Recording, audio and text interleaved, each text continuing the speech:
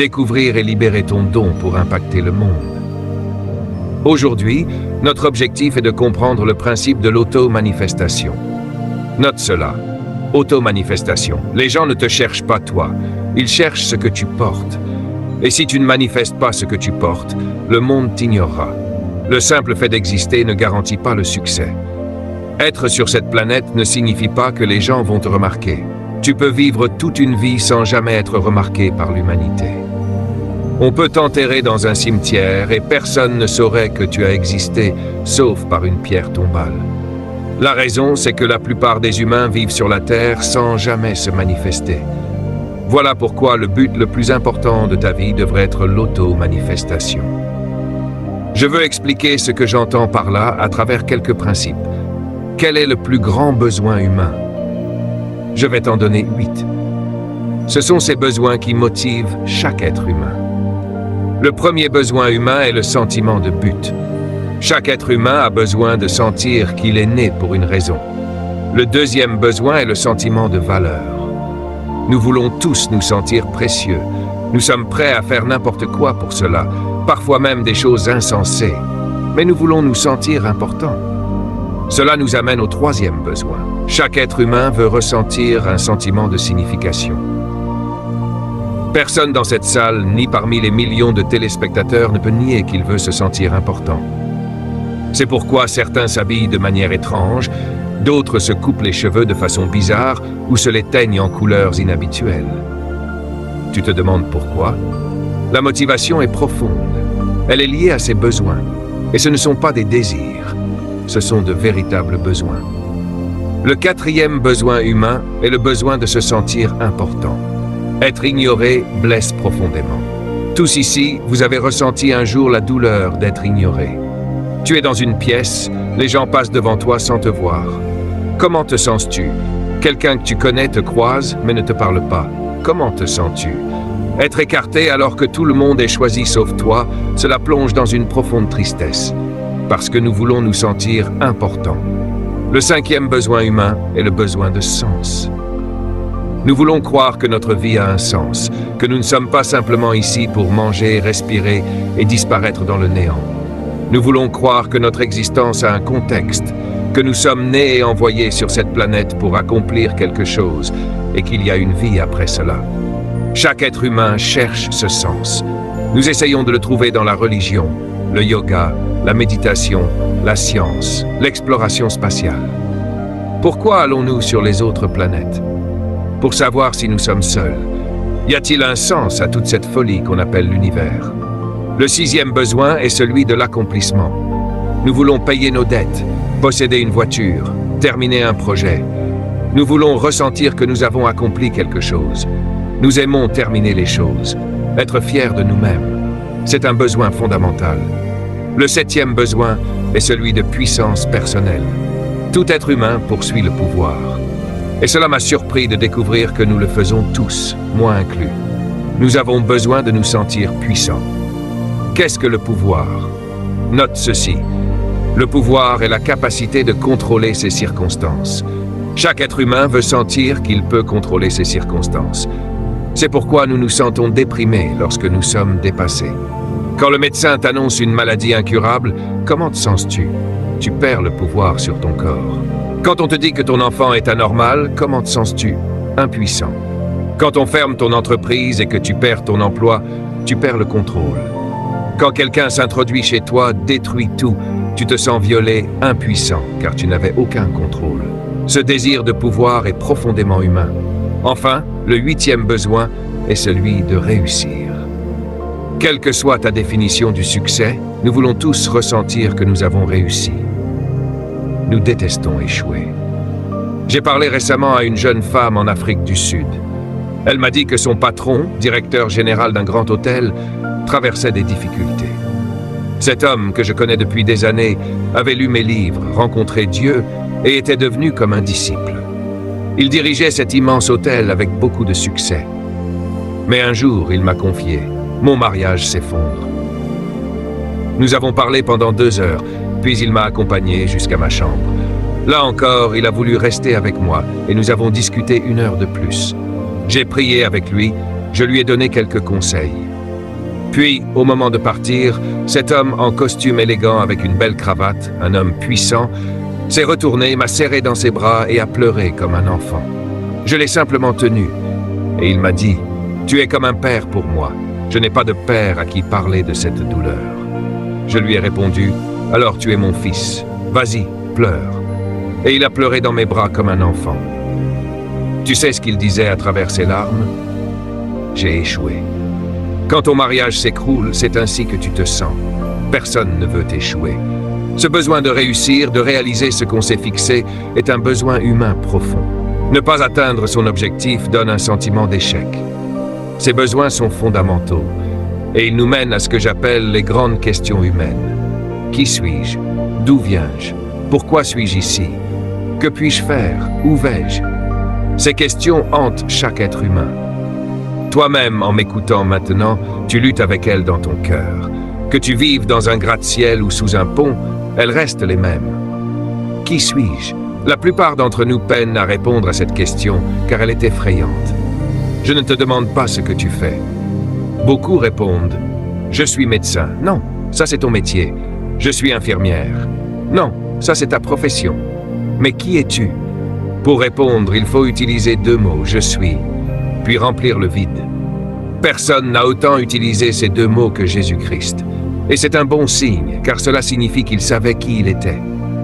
Je suis le chemin, je suis le pain de vie, je suis l'eau vive, je suis la porte, je suis la résurrection, je suis le bon berger.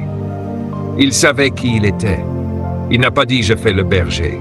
Il a dit « je suis berger ». Pas « je fais la porte », mais « je suis la porte ». C'est différent, c'est pas une profession, c'est une identité. Je ne vais pas traiter toutes ces questions maintenant, car je veux surtout parler de la manière dont elles se manifestent. Tout d'abord, note cette citation. Tu peux la partager tout de suite sur les réseaux sociaux. Les hommes ne décident pas de leur avenir. Quand je dis hommes, je parle de toute l'humanité, hommes et femmes. Nous ne décidons pas de notre avenir, nous décidons de nos habitudes, et nos habitudes décident de notre avenir. Quelles sont tes habitudes? Quelle est ton habitude secrète? Quelle est ton habitude publique? Ces habitudes façonnent ton futur. Si tu n'exerces pas ton corps régulièrement, ton futur est façonné par cette absence d'activité. Si tu as une habitude de fumer, tu peux prédire ton avenir. Si tu passes ton temps à regarder la télévision, ton futur est déjà déterminé par cette habitude. Le pouvoir d'une habitude peut contrôler ton destin. Tout dans la vie est une habitude, alors il faut choisir ses habitudes. J'ai par exemple l'habitude de lire la Bible tous les jours. Ce n'est pas parce que je suis un géant spirituel, c'est devenu une habitude. Si je ne lis pas ma Bible, je ressens un manque, une sorte de sevrage. Quelle bonne habitude à avoir! La prière devrait être une habitude. Pour beaucoup de gens, la prière n'est qu'occasionnelle, ou seulement quand tout s'effondre. Ton habitude seule décide de ton futur.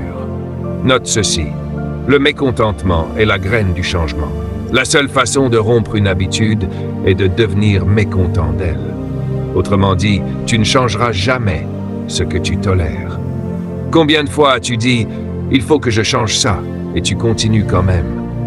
C'est parce que tu le tolères. Ce que tu tolères ne changera jamais. Alors comment rompre cette tolérance? Mon conseil, tu ne deviendras jamais ce que tu pourrais être tant que tu ne te mettras pas en colère contre ce que tu es. La colère provoque le changement. Certains disent que Dieu est amour, et parfois on utilise cela pour tolérer le mal. Mais la Bible dit que Dieu déteste certaines choses. Le grand roi David a écrit 7 choses que Dieu déteste. Salomon en a écrit 14. Qu'est-ce que tu détestes? Tu ne peux pas tout aimer. Ton dégoût définit ton avenir. Note ceci, ta haine décide de ton futur. Tu détestes le mensonge ou tu le tolères. Tu détestes la corruption ou tu la permets tant que tu ne t'y impliques pas. Ce que tu ne détestes pas, tu le permets. Et ce que tu permets, tu ne le changeras jamais. Comment cela se rapporte-t-il à ton don? Voici la réponse. Tout ce pourquoi tu as été créé, tu le possèdes déjà. C'est un principe divin. Autrement dit, ce pourquoi tu es né n'est pas devant toi, c'est en toi. Car tout ce que tu étais destiné à devenir, Dieu te l'a donné en toi. Le Créateur ne place jamais le futur à l'extérieur d'une chose. Principe très important. Tu es déjà enceinte de ton destin. Ton futur n'est pas devant toi. Il est en toi. Je vais te le prouver dans un instant. En d'autres termes, note ceci. Tu es venu sur cette planète avec ton futur à l'intérieur de toi. Dieu l'a caché là où tu ne pouvais pas le manquer. La plupart d'entre nous, à cause de notre culture, ont été conditionnés à chercher leur futur, à chercher leur destinée ou la volonté de Dieu pour leur vie. Tu as déjà entendu « Va chercher la volonté de Dieu ». Je me souviens, en grandissant aux Bahamas, on nous disait toujours ça. J'ai cherché comme beaucoup d'entre vous et je ne l'ai jamais trouvée. La volonté de Dieu n'est pas cachée derrière un mur, au coin d'une rue ou dans un autre pays. Elle était là où je ne m'attendais pas. Personne ne m'avait appris à regarder là. En fait, Dieu t'aime tellement que sa volonté n'est pas un mystère. Il l'a cachée là où tu ne pouvais pas la manquer. Mettons-le ainsi. Tu as été envoyé sur Terre pour libérer ton potentiel caché. À vous tous, dans cette salle et aux millions qui regardent ce programme, bonne nouvelle, vous n'êtes pas une erreur. Vous n'êtes pas un accident biologique. Vous n'êtes pas une nuisance culturelle. Vous êtes venu sur cette terre parce que quelque chose dont la terre avait besoin était caché en vous par Dieu. Nous avons été grandement endommagés par notre culture, notre société, nos systèmes éducatifs. Ils nous ont conditionnés à croire que nous étions là seulement pour trouver un emploi, payer nos factures et mourir. Tout ce que tes parents te disent est lié à un emploi. On nous conditionne juste à étudier pour avoir un travail, travailler 45 ans dans un endroit que nous détestons, puis recevoir une horloge pour rentrer chez soi et s'asseoir sur un rocking chair jusqu'à la fin de nos jours. C'est ce qu'ils appellent la retraite. Retraite, regarde bien ce mot. Il signifie être fatigué, doublement fatigué. Tu as été amené sur cette planète par une puissance supérieure pour livrer quelque chose dont nous avons besoin. Note ceci. Dieu a créé tout avec un don. En d'autres termes, tu es un paquet envoyé sur Terre pour livrer un cadeau à ta génération. Tu nous es redevable. Tu nous dois ce que tu portes. Tout dans la création a été créé avec un don. Cela m'a pris 30 ans pour affirmer cela. Recherche, expérience, ma vie, l'étude de la création elle-même. Dieu n'a rien créé sans y mettre un don. Qu'est-ce qu'un don?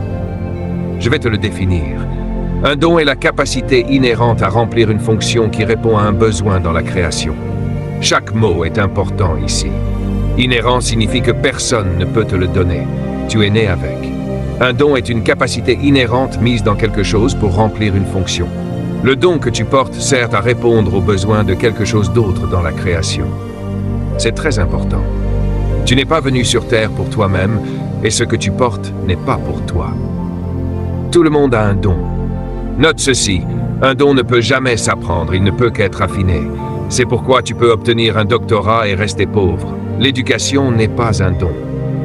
Tu peux passer par des universités, dépenser beaucoup d'argent et ne jamais affiner ton don parce que tu as choisi les mauvaises matières. La plupart des gens, Dieu m'en préserve, ont étudié le mauvais domaine, motivés par le potentiel économique plutôt que par l'accomplissement personnel. Résultat, argent en poche mais déprimé car ils ne réalisent pas leur don. Un don ne peut jamais s'apprendre. Ne va pas à l'école pour chercher ton don, jeune personne. Aucune prophétie, aucune main posée sur toi ne peut te donner un don. Elle peut seulement le stimuler. Il est inhérent. Note ceci, le don est la source de valeur pour ce qui a été créé. Ton don est la source de ta valeur. Si tu ne trouves jamais ton don, tu ne seras jamais précieux pour nous. Et ta valeur détermine combien tu gagnes dans la vie. On te paie pour la valeur que tu apportes à la terre. Ne poursuis pas l'argent, découvre ce qui te donne de la valeur. Tout ce qui te donne de la valeur est la source de ta richesse. Par exemple, qu'est-ce qui rend un dentiste précieux?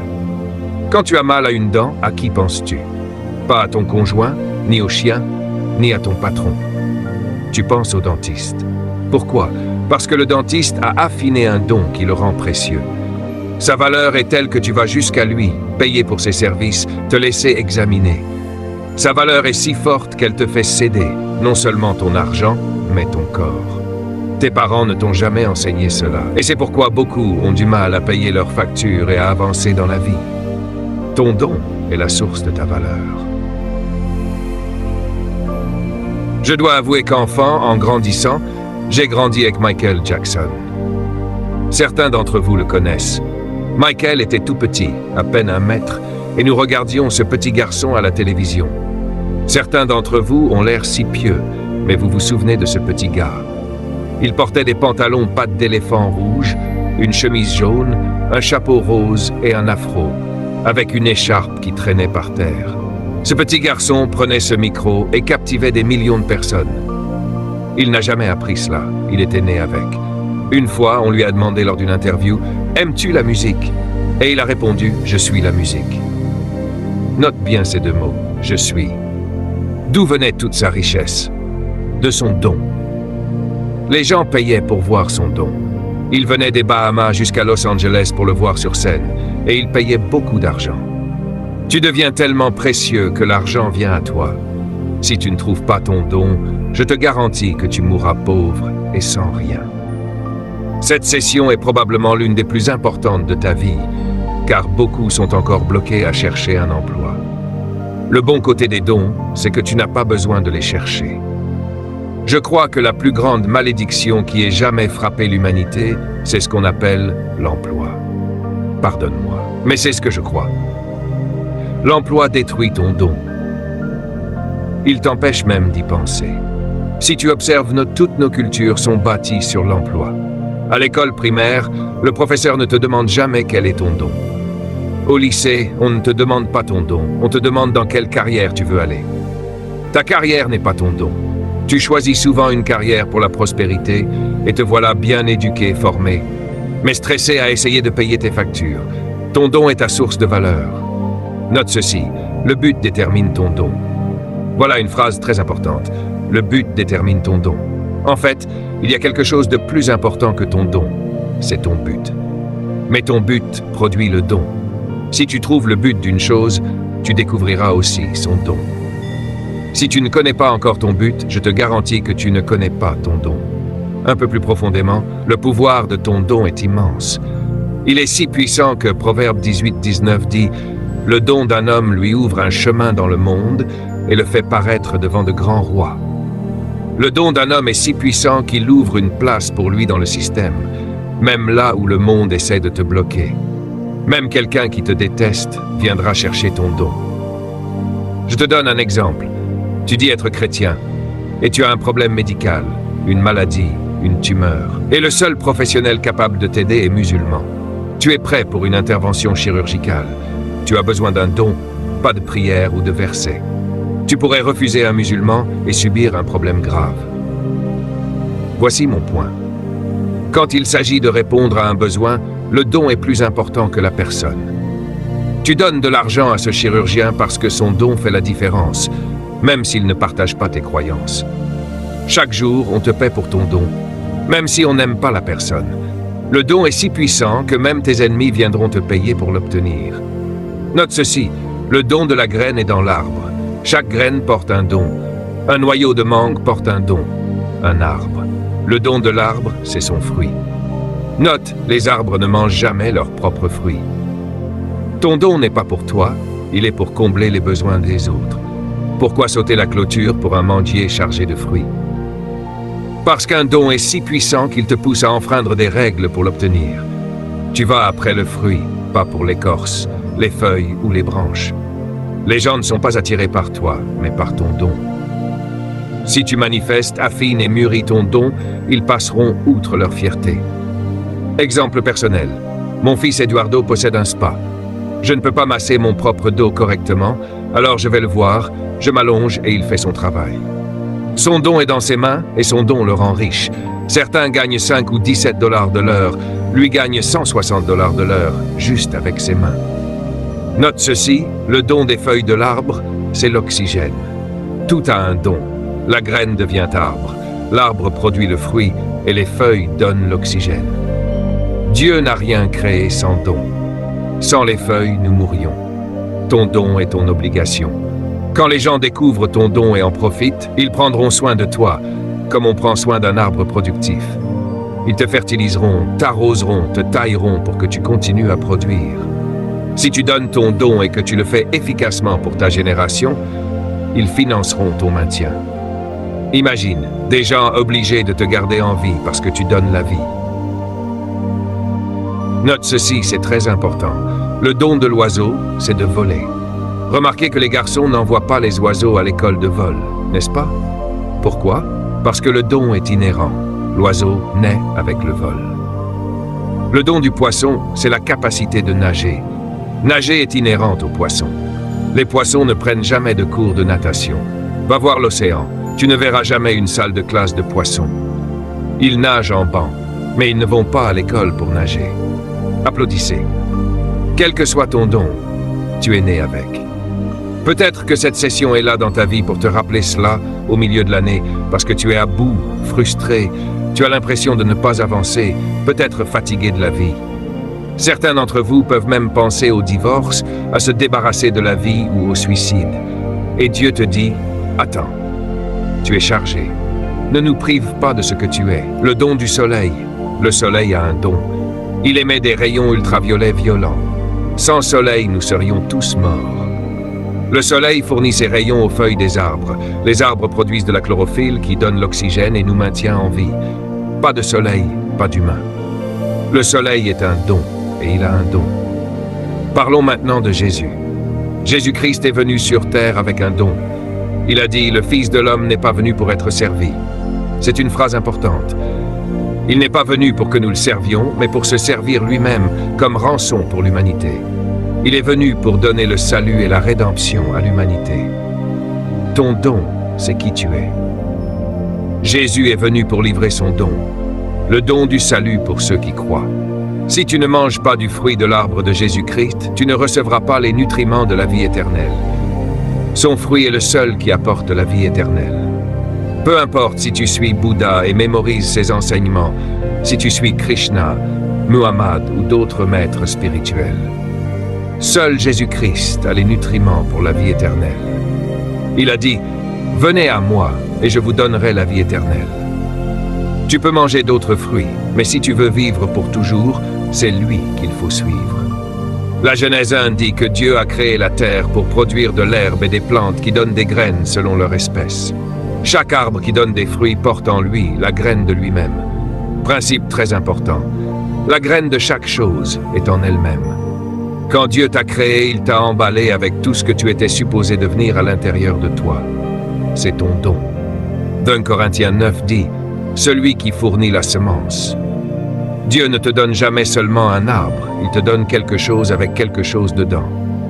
Ton enfant que tu mets au monde porte un don en lui. Je parle ici de ma propre expérience. Mon père ne pouvait pas imaginer qu'un de ses enfants contiendrait 62 livres, qu'il serait vu à la télévision par 1,2 milliard de personnes venant d'une maison en bois. Dieu fournit la graine, et cette graine contient un don. Quand ma femme m'a épousé, je n'avais pas d'argent, mais elle a eu une révélation. Elle a vu ce que j'étais capable de devenir. Elle a su que j'avais un don et a décidé de me choisir avant quelqu'un d'autre. Tu es un don pour le monde. Ne laisse personne te sous-estimer. Les gens ne savent pas à quel point tu es précieux. C'est pourquoi je respecte et honore chaque personne au cas où elle deviendrait milliardaire un jour. Même ton conjoint peut ne pas savoir quel don tu portes. Quand ce don se manifeste, il transformera tout autour de toi. Même ta carrière actuelle peut ne pas être ton vrai don.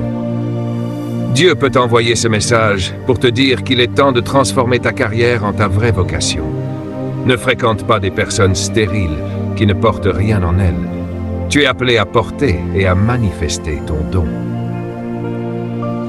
Note ceci attentivement, c'est une leçon de confession et de révélation. Confession numéro 1. La graine de toute chose est en elle-même. Confession numéro 2. La fin d'une chose est cachée dans cette chose. Confession numéro 3. Tout ce qu'une chose est destinée à devenir est en elle-même. Confession numéro 4.